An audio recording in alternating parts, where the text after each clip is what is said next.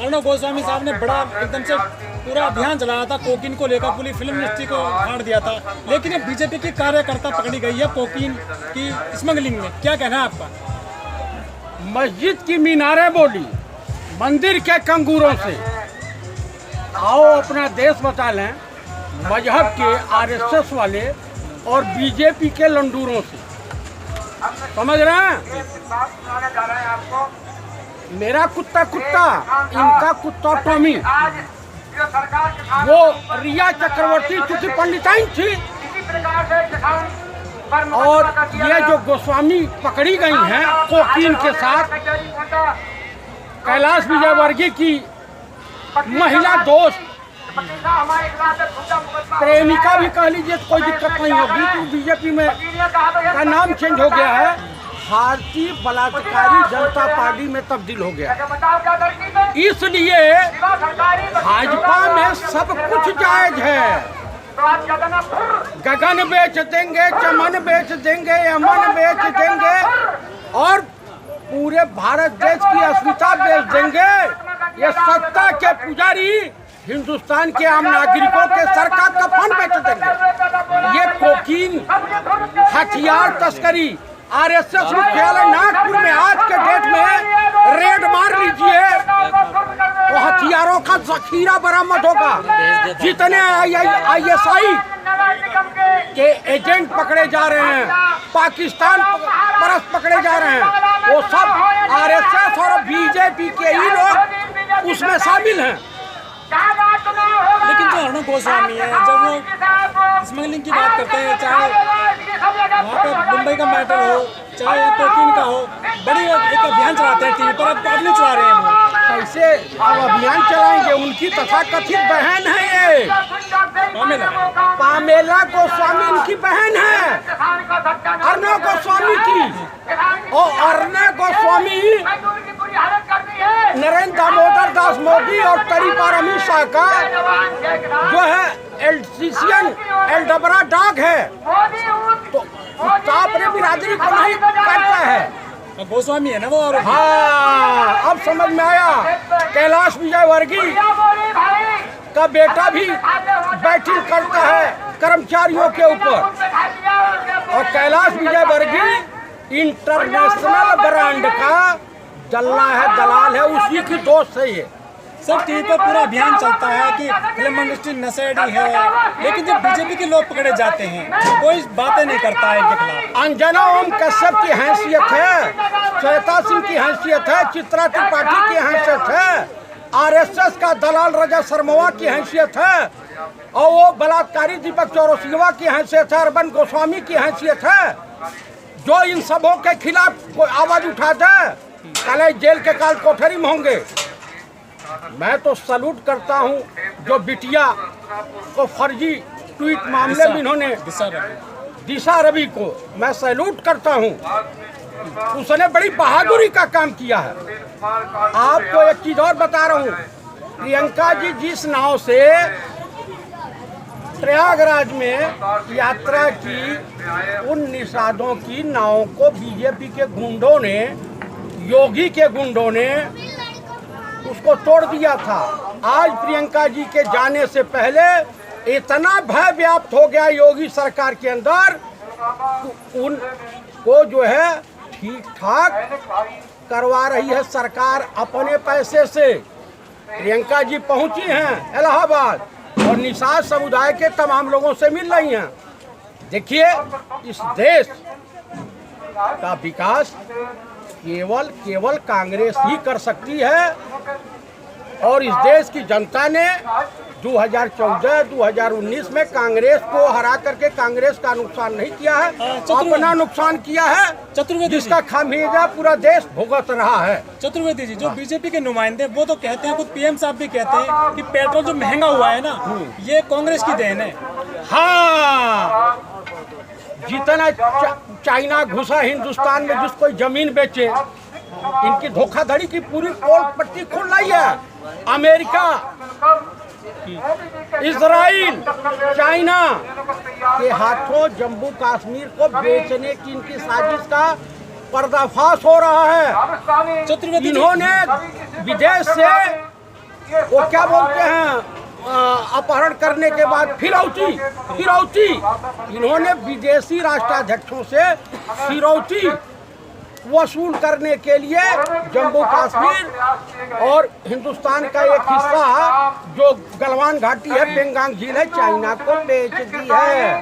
चतुर्वेदी जी, मोदी जी ने खुद कहा था सदन में कि चाइना ना घुसा है ना घुसने देंगे, लेकिन अब वो बड़ी वाहवाही लूट रहे थे कि हमने देखो चाइना को पीछे हटा दिया सेना को। अरे इस भ्रष्ट, व्यभिचारी, जुमलेबाज, धोखेबाज, देशद्रोही प्रधानमंत्री से यह कोई पूछे, जब तुम्हारे देश में कोई घुसपैठ किया ही नहीं तो वापस क्यों जा रहा है?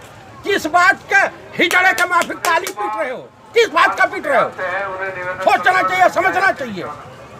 अच्छा, हाँ, अच्छा, पीएम साहब तो खुद सदन में भी रो लेते हैं, क्या कैसी देखते हैं, क्या कैसा व्यक्तित्व है पीएम साहब का? मैं रोने का जो उनका अंदाज देखता हूँ, वो इस देश में कई बार रो चुके हैं।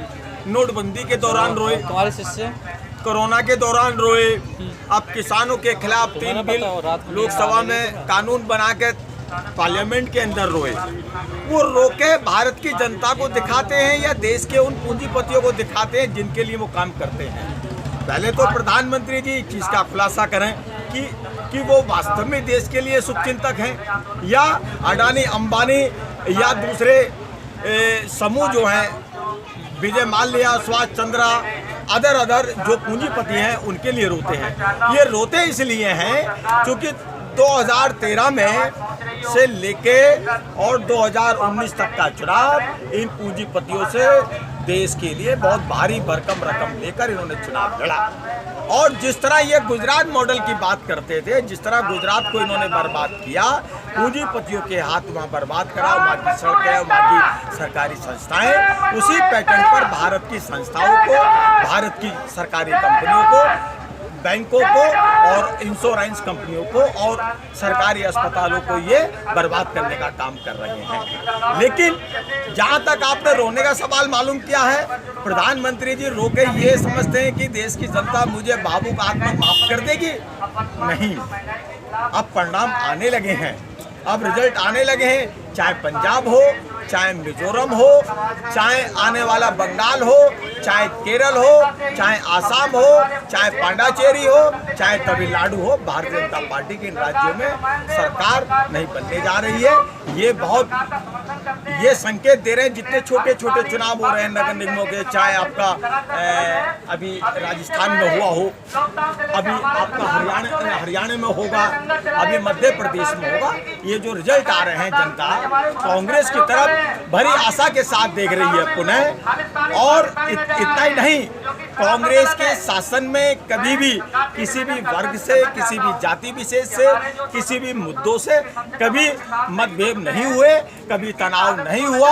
हाँ, जब किसान आंदोलन हुए, मैंने चौधरी महेंद्र सिंह टिकैत जी के भी आंदोलन देखे। राजीव गांधी जी देश के प्रधानमंत्री थे, नरसिंहा राव देश के प्रधानमंत्री थे, हमारे मनमोहन सिंह देश के प्रधानमंत्री थे। कोई ना कोई आंदोलनों के बीच हमारा केंद्रीय मंत्री, राष्ट्रीय नेतृत्व जाता रहा। आज 90 दिन हो रहे हैं इस आंदोलन को। लगभग एक भी केंद्रीय मंत्री या सरकार का नुमाइंदा इन किसानों के बीच में आकर ये मालूम किया कि आपका क्या दुख दर्द है, क्या प्रॉब्लम है, क्या संशोधन करके इसको आगे बढ़ाया जाए। चतुर्वेदी जी, जिस तरह से पेट्रोलियम चीज़ों की जो कीमतें बढ़ रही हैं, क्या लग रहा है 200 तक पहुंच जाएगा इस तो पेट्रोल? भाई साहब, ये हिंदुओं की सरकार है, तो हिंदुओं ने वोट दिया है भाजपा को, संघ को। रामलला हम आएंगे, मंदिर वहीं बनाएंगे। तो इन बकलोल अंधविश्वासी ये मूर्ख हिंदू इन भक्तों से पूछा जाए कि अब कैसा लग रहा है कि 100 के पार सेंचुरी पार कर गया है, शतक लगाया है। हिंदुस्तान का पहला प्रधानमंत्री जिसने शतक लगाया है। किसी शायर ने, गालिब ने कहा है कि गए थे कोठा बंद कराने और चांदी के सिक्कों की खनक देख करके खुद ही मुजरा करने लगे। तो ये मुजरा करने वालों की सरकार है। ये 100 की, 200 की, ये देश को लूट करके 1942 की स्थिति पहुंचा देंगे। आज ईमानों का जिक्र हो रहा है। हिंदुस्तान की जनता जब तक मंदिर मस्जिद और भारत पाकिस्तान हिंदू मुसलमान के चक्कर में रहेगी, ऐसे ऐसे आतताई आएंगे। ये चंगेज खां का बाप है, ये चंगेज खान का बाप है, ये जान लीजिए। जयप्रकाश जी, जो राष्ट्रीय मीडिया, जो टीवी मीडिया है, वो बड़े चटकारे ले रहे हैं आजकल की। देखिए कितनी देशभक्ति है लोगों में, 100 लीटर पेट्रोल खरीद रहे हैं लेकिन कोई विरोध नहीं कर रहा है, ये खुश है लोग। वो धृतराष्ट्र हो गई है इस देश की मीडिया, पूरा विश्व फूंक रहा है। हाँ, मोदी वो भी दे न सका, आशीष अन्नदाता किसान भाइयों की ले न सका, उल्टे अन्नदाता किसान भाइयों को बांधने चला, जो था असाध्य उसे साधने चला। जब नाश मनुष्य पे छाता है, पहले विवेक मर जाता है। क्योंकि बाबा रामदेव ने कहा है कि मैं डेली पैदल 5 किलोमीटर चलता हूँ, तो जो आसपास के लोग हैं वो भी पैदल चल के ऑफिस जाए अपने। रामदेव और हमारी उम्र में कोई विशेष अंतर नहीं है। हम उम्र होंगे 1 साल, वो बड़े होंगे या मैं हूँ। उनको अमित शाह को मैं चैलेंज करता हूँ कि मुझसे 2 हाथ कुश्ती लड़ना, उसके बाद उनको पता चल जाएगा कि योगा कितना है। इन तड़ी पार को पता चल जाएगा कि सरकारी गुंडों के बदौलत सरकार में न रहते हुए तुम आम पब्लिक के बीच नहीं जा सकते हो। और जय प्रकाश चतुर्वेदी जंगल में भी मंगल कर सकता है। आओ भीड़ करके दे दो, 2 हाथ आजमाते हैं। ये है हिंदुस्तान के और जवान का हाथ, और ये है वादा। जयप्रकाश जी, जो बीजेपी के नुमाइंदे वो कहते हैं कि पेट्रोल महंगा है तो कोई बात नहीं, साइकिल से चलिए। भाई चाइना में बहुत लोग साइकिल से चलते हैं। चाइना के पैटर्न पे ये सरकार काम कर रही है। भविष्य आने वाले समय में इस देश का लोकतंत्र चाइना जैसा परिवर्तित हो जाएगा। इस देश की जनता अभी सूझ नहीं रहा, इनको दिखाई नहीं दे रहा है। तो देखो भैया, जब विनाश होना होता है तो आदमी अंधा हो जाता है, दिमाग से पैदल हो जाता है। वही हाल इस देश के नागरिकों का हो गया है। जयप्रकाश जी, आजकल जो राम मंदिर का निर्माण शुरू हो चुका है उत्तर प्रदेश में, लोग पर्ची काटने भिखारियों को भी नहीं पकड़ रहे। मैं आपको बता देना चाहता हूँ कि मैं सनातन धर्म का हूँ, मैं हिंदू नहीं हूँ, और हिंदू धर्म होता भी नहीं है।